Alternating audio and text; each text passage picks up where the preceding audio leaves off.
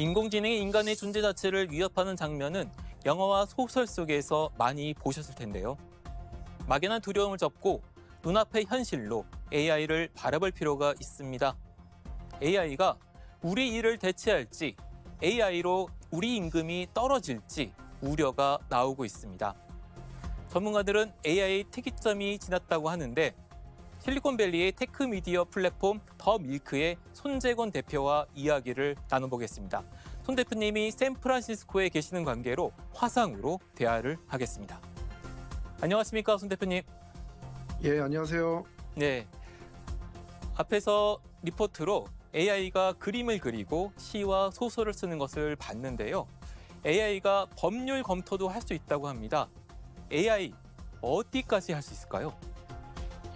예, 사실 인공지능은 이미 생활 깊숙이 들어와 있는데요. 지금 스마트폰, 갖고 계신 스마트폰 사실 첨단 인공지능 기기라고 보시면 되고요. 구글이나 페이스북, 한국의 네이버 등의 인터넷 서비스에도 대부분 인공지능 기술이 내장돼 있습니다.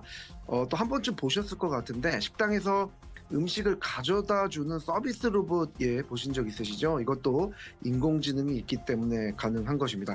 이뿐 아니라 지금 의료 현장에서도 활발하게 쓰이고 있습니다. 현재 환자의 암 진단에 활용되고 있고요. 다른 질병의 진단이나 유전체 정보 분석, 또 임상 실험을 도와주는 형태로 활발하게 활용되고 있습니다. 인공지능은 현재 인간이 그동안 단순 반복되는 작업을 했던 것을 기계가 대체하는 개념으로 활발하게 사용되고 있습니다. 예, 그 AI가 확장이 되면은 인간의 영역이 축소되지 않을까 하는 우려도 나오는데요. 또 반면에 인간의 창작품의 가치가 올라가거나 인간의 활동이 더 귀해질 수 있다. 이런 전망도 나오는데 인간과 AI 어떻게 공존할 수 있을까요? 예, 인간의 역할이 축소되는 것은 맞습니다. 인간이 단순하게 했던 일들은 축소가 되고요. 반면에 좀 더 가치 있는 일은 더 많아질 것으로 보입니다. AI가 그림을 그리거나 또 글을 쓰고 있는데요. 또 요새 사실 작곡도 합니다. AI가 그린 그림은 저렴해지겠고요. 또 사람이 그린 그림은 더 비싸질 가능성이 있겠죠. 저는 앞으로 음악과 같은 경우에도 지금 멜론이나 애플뮤직 같은 서비스 많이 사용하고 있지 않습니까? 여기에 이제 인공지능이 작곡한 음악이 올라올 것입니다. 그렇게 되면은 인공지능이 올라온 음악은 좀 상대적으로 저렴하고 또 이제는 사람이 작곡했다라는 그런 라벨이 붙일 거예요. 그렇게 되면 더 비싸게 팔리겠죠. 궁극적으로 AI가 인간에게 유의를 가할 수 있다. 이런 상상을 접을 수는 없을 것 같습니다. AI의 윤리 문제 어떻게 보십니까? 예, AI의 윤리 문제는 안심할 수 없다고 봅니다. 앞으로 AI가 발전하면 할수록 윤리 문제는 더 크게 대두될 것입니다. 지금 제가 있는 실리콘밸리는 인공지능 기술을 가장 앞서서 개발하는 지역인데요. 요새 가장 큰 이슈가 바로 윤리 문제입니다. 윤리 없이 기술 없다라는 것입니다.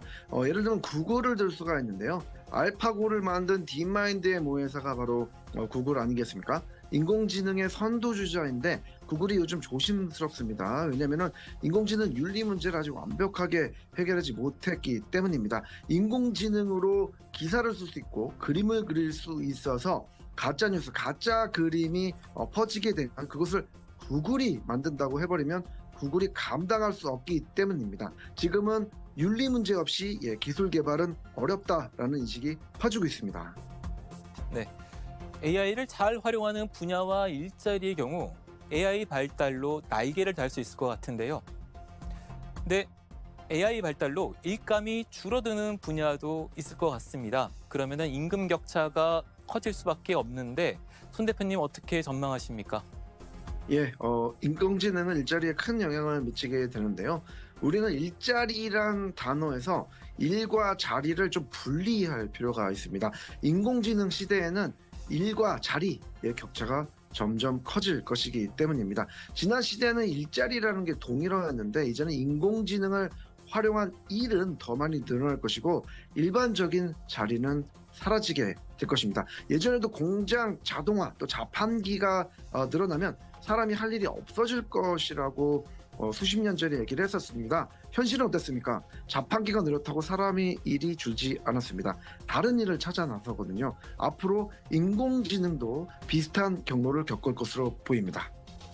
챗 GPT 같은 경우는 최근 인기를 끌긴 했는데 AI나 IT 분야에 관심을 가진 분들이 주로 주목을 했는데요.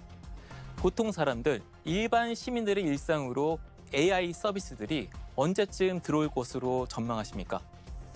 예, 지금도 많이 들어오고 있지만 말씀하신 대로 IT에 관심 있는 분들만 지금 IT 관심 있는 분들만 활용되는 건 사실인데요.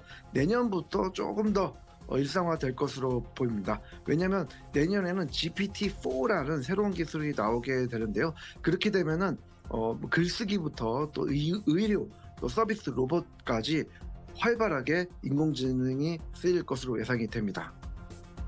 네, 수 대표님 말씀 감사합니다. 실리콘밸리에서의 인사이트 잘 들었습니다. 고맙습니다. 감사합니다.